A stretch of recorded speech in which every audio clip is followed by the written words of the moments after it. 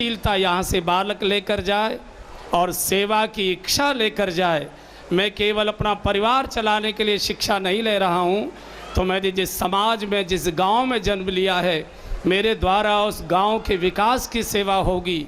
मैंने जिस देश में जन्म लिया है उस देश की सेवा करूँगा, धर्म की सेवा करूँगा, समाज की सेवा करूँगा।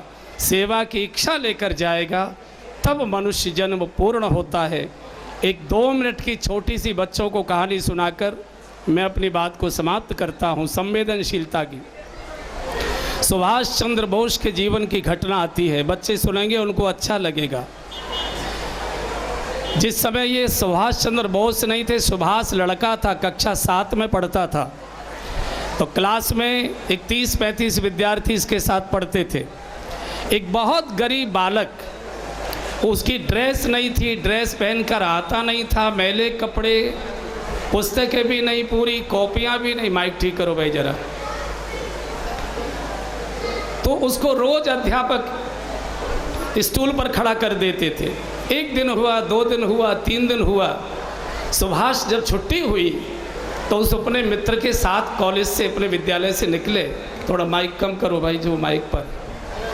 तो कहा, भाई तू मेरे साथ पढ़ता है और तू काम पूरा करके नहीं लाता, कॉपी तेरे पास नहीं है, किताब तेरे पास नहीं है, ड्रेस तेरे पास नहीं है, तुझे रोज खड़े होना पड़ता है, क्या बात है? बालक रो गया और उसने कहा, तुमको मालूम नहीं है, तुम बड़े वकील के बेटे हो, मेरे पिताजी कलकत्ता में हाथ का रिक्शा खींचते हैं और जैसे तैसे थोड़ा रुपया कमाते हैं, हमारे परिवार का गुजारा होता है।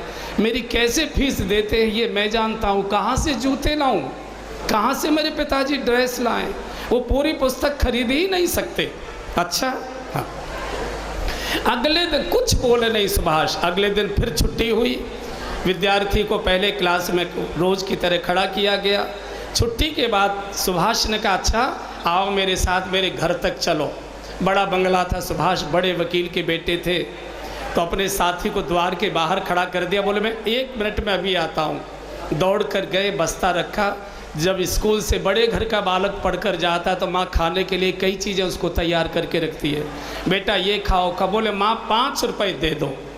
उस समय 5 रुपये आज के 50,000 रुपये के बराबर होंगे। तो माँ ने दे दिया। बोले, कुछ खा लो। बोले, अभी आता हूँ। और वो 5 रुपये लेकर निकले।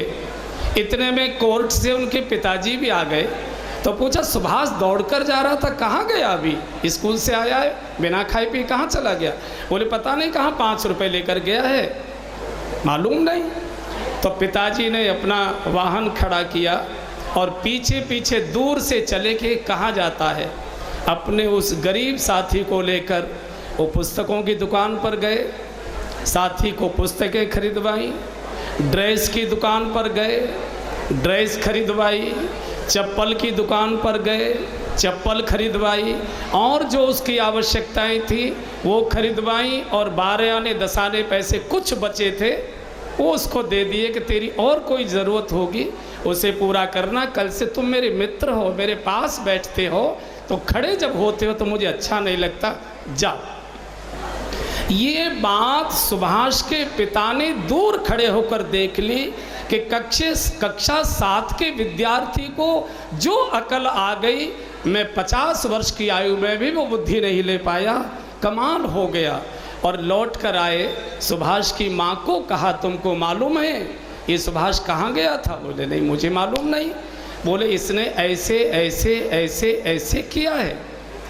माँ और पिता इतने गदगद हो गए।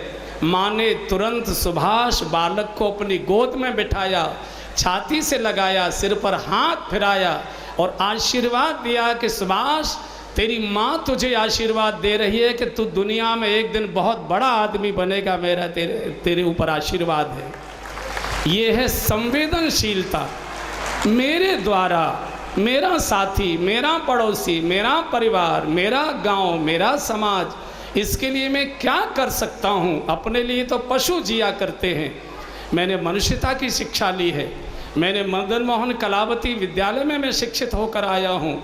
मेरे अंदर कुछ गुण विकसित होने चाहिए, इसलिए सद्गुणों की शिक्षा लेकर जाएं, संवेदनशीलता की दीक्षा लेकर जाएं, और समाज सेवा की इच्छा लेकर जाएं। बाबूजी अभी कह रहे थे कुछ अच्छा संकल्प लेकर जाइए।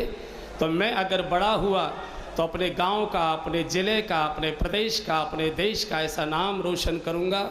ऐसा शुभ संकल्प लेकर जाइए, यही मेरी इच्छा है, यही मेरी कामना है और आप ऐसे बने, यही मेरा शुभाशीष है। बाबूजी ने मुझे आदरपूर्वक बुलाया, बहुत अच्छा लगा। मैं उनको भी प्रणाम करता हूँ, आप सबको भी प्रणाम करता हूँ और इसी के साथ अपनी वाणी को विराम देता हूँ। धन्यवाद।